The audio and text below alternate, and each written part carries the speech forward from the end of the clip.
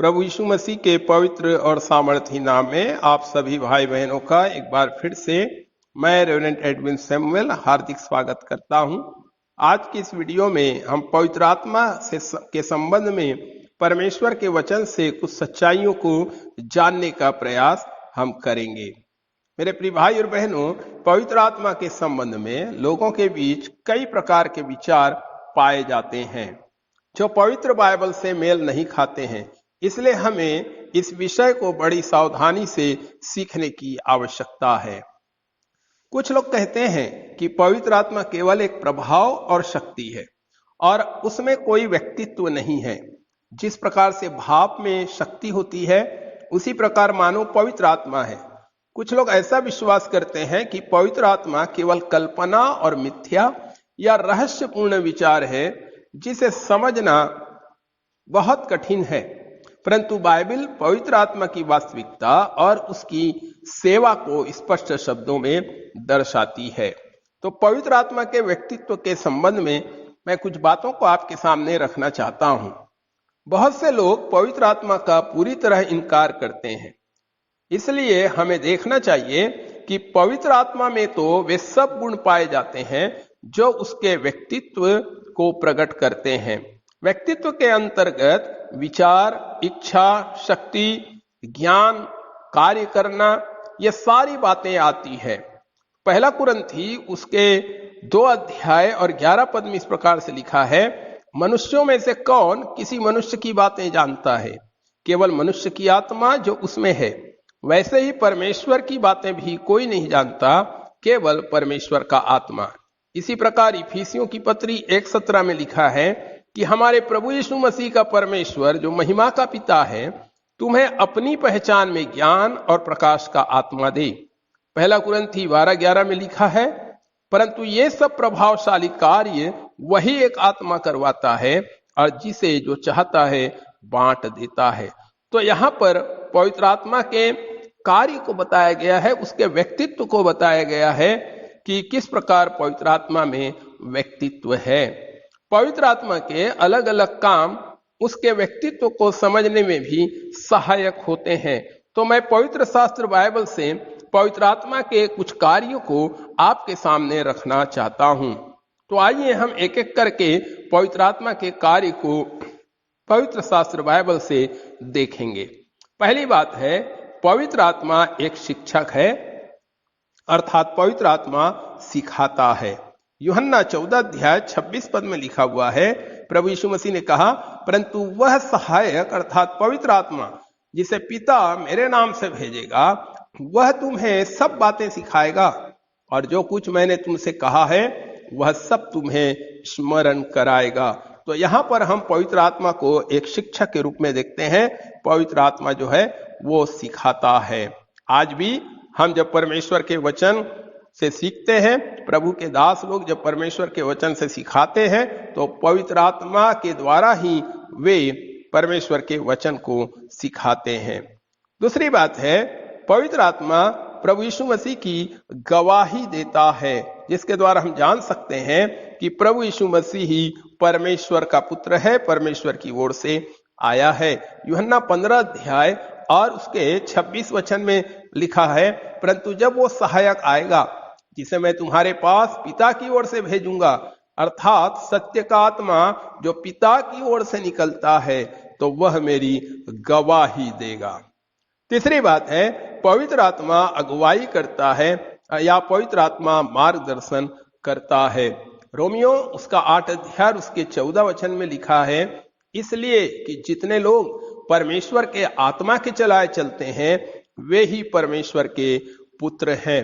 यहाँ पर पवित्र आत्मा को एक अगुवाई करने वाले के रूप में प्रकट किया गया है कि जो लोग प्रभु यीशु मसीह पर विश्वास करते हैं उसको अपने जीवन का उद्धारकर्ता और अपने जीवन में मुक्तिदाता के रूप में जिन्होंने ग्रहण किया है, उनकी पवित्र आत्मा अगुवाई करता है कि वे परमेश्वर के मार्गों पर चल सकें। अगली बात है, पवित्र आत्मा जो है वो बातें करता है, पवित्र आत्मा जो है वो बोलता है। अगर हम प्रभु के वचन में पहला कुरिन्थी 2 अध्याय और 13 पद को पढ़ेंगे तो वहां लिखा है, जिनको हम मनुष्यों के ज्ञान की सिखाई हुई बातों में नहीं, परंतु आत्मा की सिखाई हुई बातों में आत्मिक बातों से मिला मिला कर सुनाते हैं। अर्थात यहां पर बताया गया है कि पवित्र आत्मा की सिखाई हुई बातों में, अर्थात पवित्र आत्मा जो है वो बात करता है जिसे हम दूसरों को सिखा सकते हैं। पांचवी बात है, पवित्र आत्मा जो है वो प्रकाशन भी देता है। पवित्र आत्मा को एक प्रकाशन देने वाले के रूप में भी प्रभु के वचन में बताया गया है। यूहन्ना 16 अध्याय और 13 पद में इस प्रकार से लिखा है, परंतु जब वो अर्थात सत्य का आत्मा आएगा तो तुम्हें सब सत्य का मार्ग बताएगा, और वह अपनी ओर से ना कहेगा, परंतु जो कुछ सुनेगा वही कहेगा, और आने वाली बातें तुम्हें बताएगा। भविष्य की बातों के विषय में पवित्र आत्मा प्रकाशन देता है। यहां पर लिखा है, आने वाली बातों को पवित्र आत्मा तुम्हें बताएगा। छठवीं बात है, हम देखते हैं यहां पर, वह आज्ञा देता है। पवित्र आत्मा जो है वो आज्ञा देता है। यहां पर हम फिलिप्पुस के बारे में देखते हैं कि किस प्रकार फिलिप्पुस को पवित्र आत्मा ने आज्ञा दिया। प्रेरितों के काम 8 अध्याय और 28 और 29 वचन में लिखा है, और वह अपने रथ पर, अर्थात खोजा अपने रथ पर बैठा हुआ था और यशायाह भविष्यवक्ता की पुस्तक पढ़ता हुआ लौट कर जा रहा था। तब आत्मा ने फिलिप्पुस से कहा, निकट जाकर इस रथ के साथ हो ले। यहां पर हम पवित्र आत्मा को आज्ञा देने वाले के रूप में देखते हैं।